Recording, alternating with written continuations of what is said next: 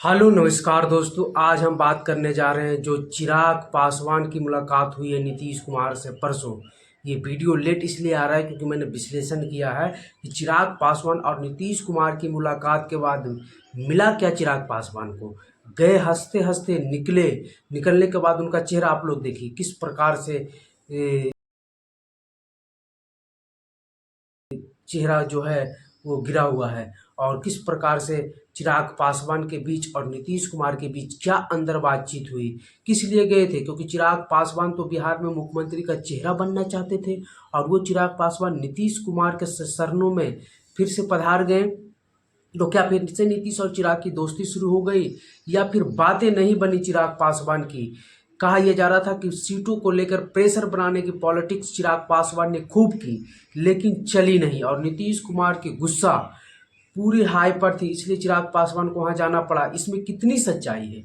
और चिराग पासवान और नीतीश की मुलाकात के बाद एनडीए में क्या सब कुछ ठीक हो गया है?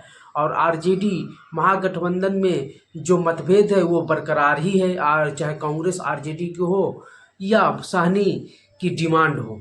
अब बात कर लेते हैं चिराग पासवान वहाँ गए क्यों, किन के प्रेशर में वहाँ गए, और वहाँ जाने से चिराग पासवान को क्या मिला, और क्यों वो उदास होकर लौटे, और क्या है पूरी कहानी। तो चलिए जानते हैं। दरअसल बात यह है कि चुनाव बिहार में नज़दीक है।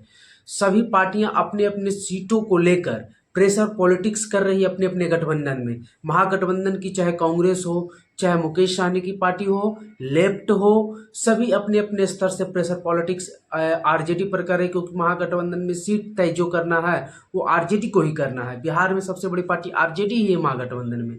वही एनडीए की ओर बात की जाए तो एनडीए में भी सीटों को प्रेशर को लेकर अपनी अपनी पार्टी अपने अपने स्तर से कर रही है। और एनडीए में बहुत छोटे छोटे दल भी हैं, जैसे जीतन राम मांझी की पार्टी है, उपेंद्र कुशवाहा की पार्टी है, चिराग पासवान की पार्टी है, और दो बड़ी दल भी है, जेडीयू और बीजेपी। तो इन दोनों को तय करना है कि इन्हें कितना सीट मिलेगा।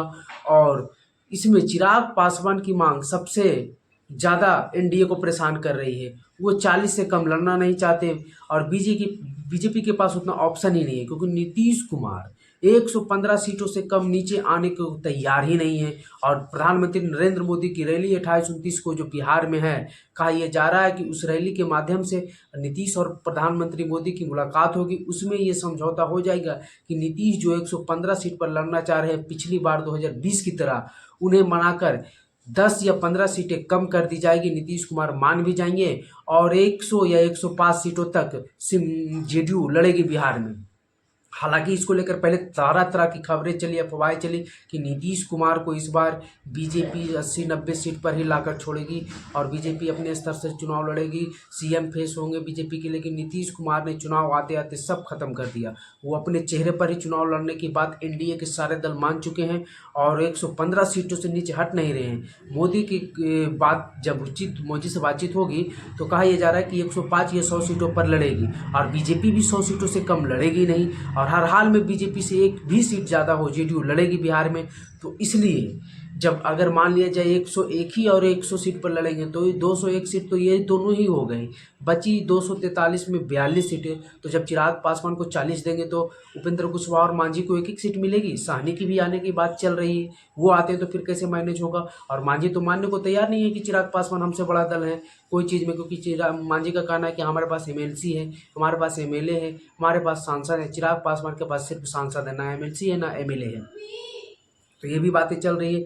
अब बात बिहार में कर लेते हैं चिराग पासवान की जो डिमांड है 40 से कम कैसे हो जाएगी। अब देखिए 100 सीट पर ये लड़ेगी, 100 सीट पर ये लड़ेगी। तो बीजेपी की तरफ से ऑफर ये है कि चिराग पासवान 20-22 सीटों पर मान जाए, 8-8 सीटों पर कुशवाहा और मांझी भी मान जाए। तो इस तरीके से पूरे बिहार में जो सीटों का बंटवारा है एनडीए का पूरी तरह से तय हो जाएगा, और नीतीश कुमार की नाराजगी भी दूर हो जाएगी। बार बार चिराग पासवान को उससे तो नीतीश कुमार की चिढ़ है ही 2020 वाला, और इस बार का भी चुनाव है। इस बार ऐसी गलतियां करने के लिए चिराग पासवान की कोई गुंजाइश नहीं बच रही एनडीए में। और बातें यहां तक आ गई है कि बीजेपी ने प्रेशर दिलवाकर चिराग पासवान को नीतीश कुमार के घर भेजा मिलने के लिए कि आप जाइए, क्योंकि नीतीश कुमार की नाराजगी सामने आ रही थी, और नीतीश कुमार से जाकर मामला सुलभ करने की बात कही गई। इसी क्रम में चिराग पासवान अपने जीजा अरुण भारती जो बिहार में एलजेपीआर के प्रभारी उनके साथ गए, वहाँ मौजूद थे नीतीश कुमार, विजय कुमार चौधरी जो मंत्री हैं बिहार सरकार के, और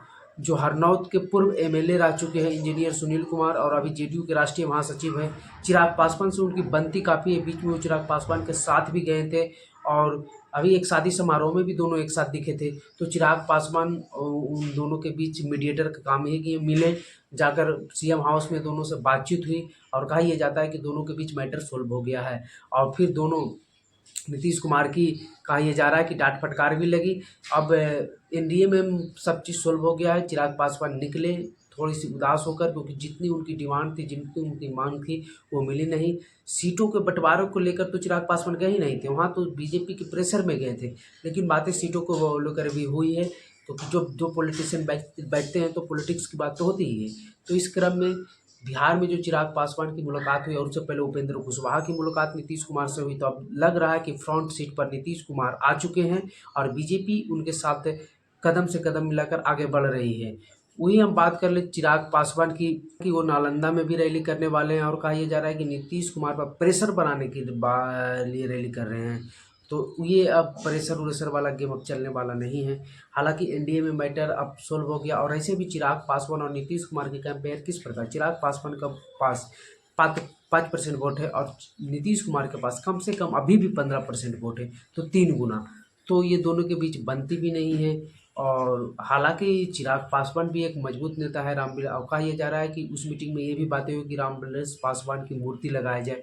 तो ये तो अच्छी बात है, क्योंकि बिहार के एक गौरवान्वित नेता के रूप में रामविलास पासवान जाने जाते हैं, और वे पूरे भारतवर्ष के नेता के रूप में जाने जाते हैं। तो ये लगती है सीएम से बात हुई तो अच्छी बात है।